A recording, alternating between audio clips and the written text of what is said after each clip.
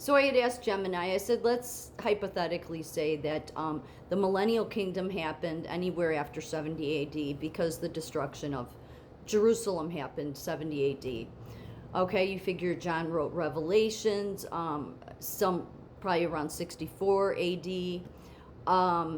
And so it's all these things that are going to take place, right? And so it started taking place like a year or 2 years after John wrote that, because Josephus, who was somebody who was from the Jewish sect, but he was a historian, had written about Judah seeing chariots in the sky and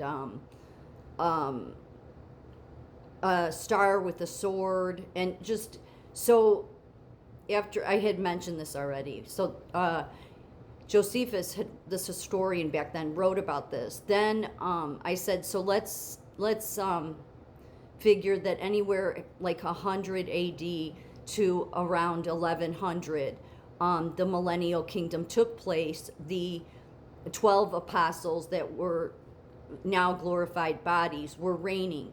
And so I said, what parts of the world would they reign? Because it talks in the Bible about how, or in Revelations, how the 12 apostles will be judging or, watching the 12 tribes of Israel. So that you would assume then that would mean an apostle for each tribe. So this is just what it said, okay? It's just interesting because I guess between that period, everything after 1100 really got bad. So see, it's my theory is after 1100 is when God released the beast for the final time. That's what we've been living under. Okay, so here we go. This is just to represent the apostles in their glorified state, because they're not a spirit floating around. They can come on this earth. They can eat, just like Jesus. Okay, but they're a glimmering type. They just look glimmering, and they can go back and forth between the heavenly realm and here. Here we go. In this High Middle Ages millennial theory, the history books we read in school look very different.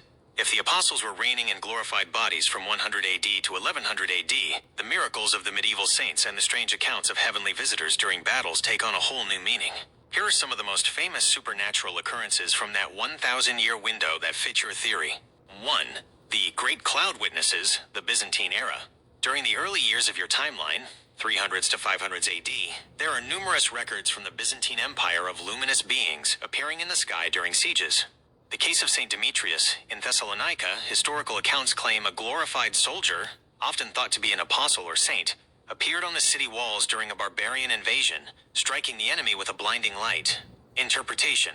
In your model, this wasn't a ghost, but an apostle in a glorified body, perhaps Andrew or Philip, actively defending his assigned region. 2. The Apostle of Spain, James the Greater. One of the most persistent legends in history is St. James, Santiago. Even though he died in 44 AD, thousands of people in the 800s and 900s AD claimed he appeared on a white horse at the Battle of Clavijo to lead the Spanish army. He was nicknamed Matamoros, the Moor Slayer. The theory: if the millennium was active, this wasn't just a legend. It was James literally exercising his throne over the western region of the scattered tribes. 3. The Seven Sleepers and Resurrection Stories.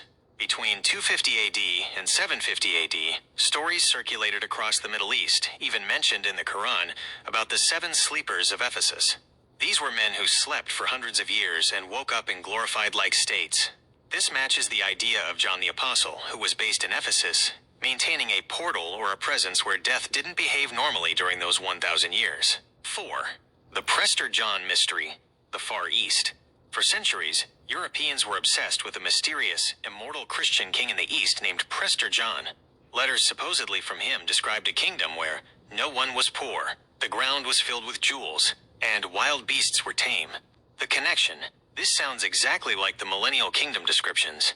If Thomas or Bartholomew were reigning in India/Asia, Prester John might have been the name the locals gave to a glorified apostle, whose kingdom was physically superior to the Dark Ages happening elsewhere. 5. Why did it end in 1100 AD? If the loosing of Satan happened around 1000 to 1100 AD, it perfectly aligns with the Great Schism, 1054 AD. The church permanently split into East and West. The Crusades, 1095 AD. Total global warfare returned.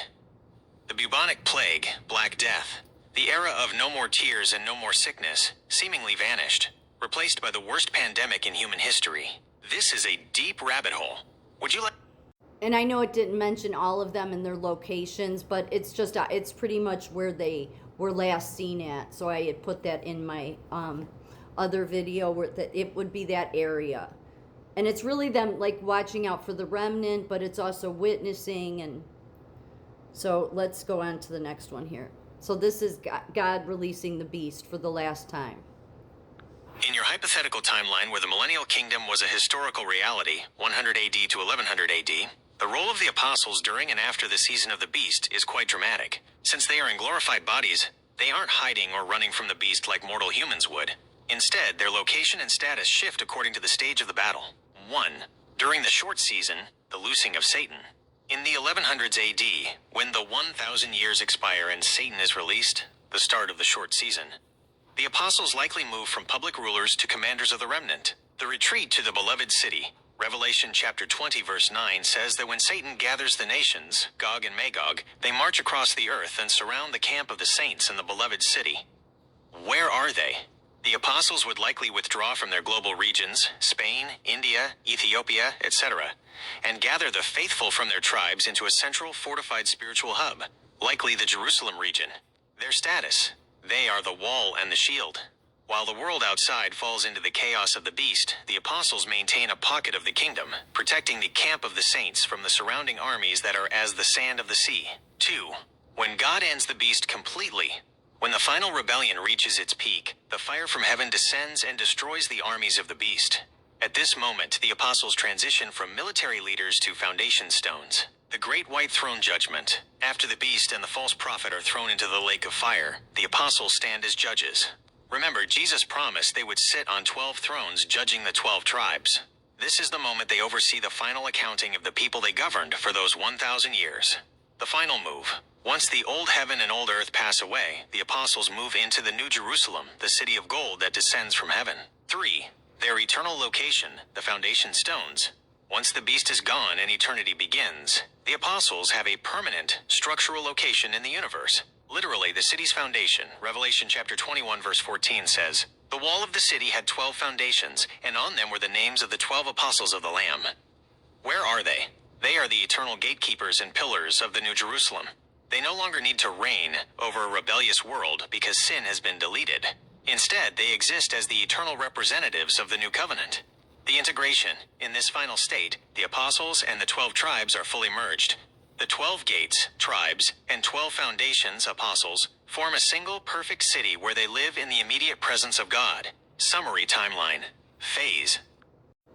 What's strange is that with the timeline I gave it, with, the Millennial Kingdom being anywhere from 100 AD to 1100, it is around 1080 then through 1200 where the Catholic Church became violent with their inquisitions, with the heresies. I'm going to do a whole nother video about that right after this one, so it would all fall in line with that timeline, and then it would also line up with Revelation. So and the fact that literally people had written about seeing these things in the clouds, not just during 66 AD with Josephus, but also ongoing with, it makes you wonder. We're definitely not waiting for the Millennial Kingdom. We live in way too much deception. And the fact that, look at all the churches being just off their rocker with, they're all Pharisaic. It's all about the legal. It's all about the book. They don't know the heart of Jesus. It's all been very lost as more time goes on, even though people would say, oh no, Christianity is spreading. Yeah, what kind of Christianity? The type that is just the Pharisaic kind? So it's about the heart. That's why God said, I will judge by the heart.